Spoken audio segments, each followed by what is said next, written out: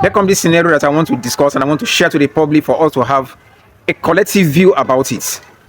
Quickly, what is this scenario? There comes this couple. The man lives in abroad, overseas. The wife lives here in Nigeria with about 3 kids. Now, for a couple of years, the man has been doing all he can to bring them over to overseas. Now, the visa has materialized. He sent the younger brother to the house to go and bring the news and get them prepared so they can start arranging themselves, coming to the airport for them to come and meet him over there in overseas. The younger brother got to the house, discovered that the lady was not at home with the kids. He waited for a couple of days. Still, the same news, the same pictures. He got across to the wife, the number was not forthgoing. Reaching to the wife's family, nobody knows her whereabouts. Now coming down to his own family, that is the husband's family, nobody could tell of her whereabouts. Going through the community, the neighborhood where they lived, nobody could tell of her whereabouts. Now, what is the takeaway here? The takeaway here was that it's now the guy has to go across to the network indices to discover where she could be. She was traced and discovered her whereabouts. She was called out to be interviewed of what was happening, only for her to own up that for a couple of years, and not for this man, that the 3 kids the man has been feeding, the man has been taking care of, does not belong to him outrightly, according to her reports. Being her reason for running away from the man, because she owned up that yes, the man has been discussing with her, making a visa for her and the household for them to come over and join him over there.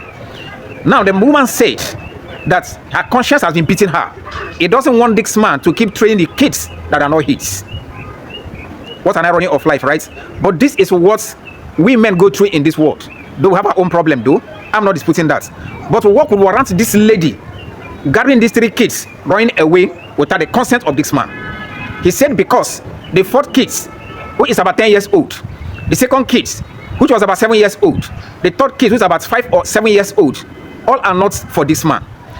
And she could not find it okay to discuss all this with the man all these years. She bottled it in her heart and kept carrying it. But she now revealed it that is the core reason why she decided not to abscond with the kids. Because whenever the visa materializes, she doesn't want to be in abroad where the man will discover sooner or later that these kids are not his. That she cannot stand to face the man and bear the heat thereof. My people, what is this world like? That a woman has lived with a man for a couple of years, collecting upkeep.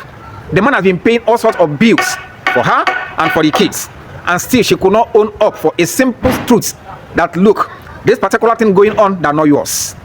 Let truth be told and let us face the light the way it is. But she knows that she has done wrong. She now went into hiding. But does that take it away that what she did was right or what she did was wrong? That's why I said to discuss it widely and see where the particular scenario places us. Because it is not happening to us now. We might feel that, well, it is nothing to talk about. But it might happen to you tomorrow. If not you, maybe your brother, maybe your sister, maybe that your close neighbor that you always carry your problem to go and talk with. You will feel so embarrassed the way it will come up to face you that this is not a good scenario. Let's all discuss it so that she can have the cup feel to drink of the bitter coffee or of the Lipton tea. My people, what is it like in this world that we're committing one sin or the other in order to please ourselves and keep displeasing the other fellow? Both sides, men and women, it happens.